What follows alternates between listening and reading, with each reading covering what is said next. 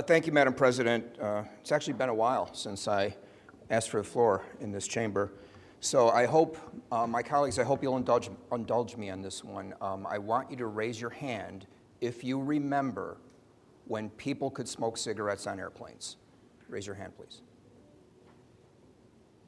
Okay, for those of you not raising your hand, we know how old you are. We've seen your Wikipedia page. It was only 21 years ago, folks. I know it seems like forever, but the ban on smoking on domestic and international flights passed in 2000. I remember it, and I know you all do too.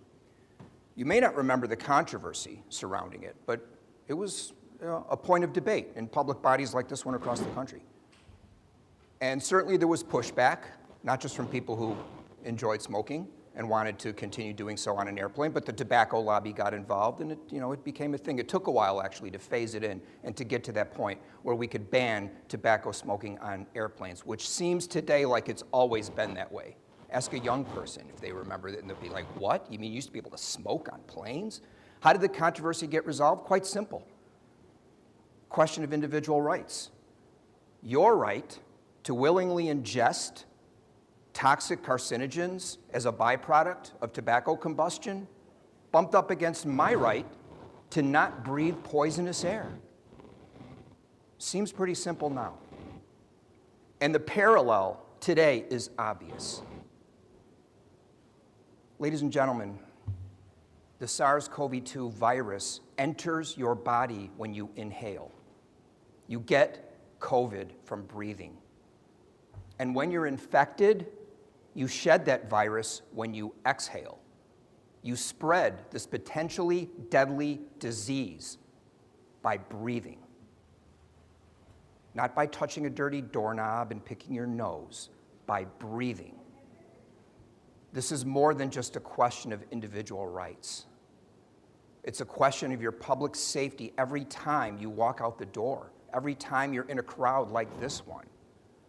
And going back to the fact that the tobacco ban was controversial years ago, I actually think it's healthy that it's somewhat controversial today. I know where I stand, and I'm going to talk about that a little bit as I'm leading into that, but I think it's healthy that we as a public body are having this debate right now. And Alderman Tabares, thank you. Thank you for bringing this to us today. This is our job, to resolve this and to talk about this and not shy away from the controversy and to try to make a difficult decision based on the facts, based on where science leads us. And as so many speakers before me have said, to sort of tamp down the emotion of this all and try to make a logical, rational decision for what the right thing to do is going forward. I didn't see a lot of rationality when I was here Monday. I went to the protest. I was out there on LaSalle Street on the sidewalk. I saw a lot of anger, and I saw a lot of fear. And I think it's an appropriate response to what's happening to our world right now. But as my wife Colleen says in her clinical counseling practice, the anger is coming out sideways. It's not being directed in the right place. We shouldn't be angry at vaccines. And we shouldn't be afraid of them either. If you want to be angry, you can be angry at the fact that we've all been lied to, starting on February 27, 2020. One day it'll all just disappear like a miracle. Remember that? That was a lie.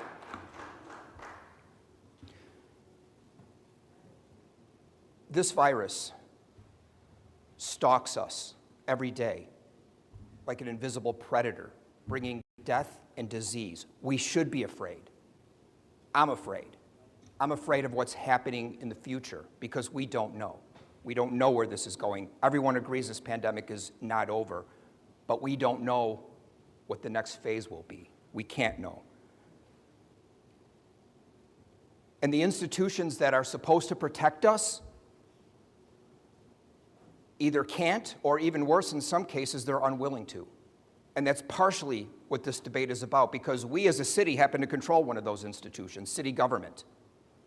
And it's incumbent upon us right now to act. This virus didn't exist in 2019. It was a couple of years later. An estimated 300 million people in the world have been infected by it. 5 million have died. And yet 3 billion people, 38% of the world's population has been vaccinated. Ladies and gentlemen, the vaccine is safe and it's effective. And it is the best tool we currently have right now to stop this and to turn this around. The other tools, of course, we all know, masks, ventilation and filtration of the air, so we can treat the air and make it safe to breathe and keep it free of pathogens the same way we treat water. When we drink water, we want to know it's been filtered and treated so we don't get cholera. When we breathe the air, from this day forward, we need to know it's been filtered and treated so we don't get COVID. It's that simple. We have so much work to do, and yet we're arguing still about vaccines. Fine. But the argument has implications immediately. It's taking on these very destructive overtones where we're straying from the science. 2 months ago, according to a poll that was just released today by the Kaiser Foundation, 34% of all parents said that they were going to get their children vaccinated immediately upon authorization for 5 to 11-year-olds. Today, that figure has fallen to 27%. That breaks my heart as a parent. We're failing our children. I'm going to double down. Not only do I support a vaccine requirement for public employees, but let's think ahead to where this is going. Vaccine booster requirements are in our future. This is from a study that was published yesterday in the British medical journal Lancet. The length of time between the second dose and a PCR test showed a significant increase in fully vaccinated people who tested positive compared to fully vaccinated people who tested negative, suggesting that vaccine protection declines as soon as 2 to 3 months after vaccination. The implication observed is consistent with recent large-scale global data. The vaccines are safe and they're effective, but their effectiveness is not permanent. We are not done talking about vaccine requirements. We won't resolve it today. It is likely to be a significant part of our lives for a long time going forward. Fortunately, the vaccines, as we all know, can be adjusted. I'm sure Pfizer and Moderna's labs are right now looking at the new variants that are out there, including this new one called AY30 that is proven to be highly evasive of the current vaccines. So we need to resolve this now. The clock is ticking.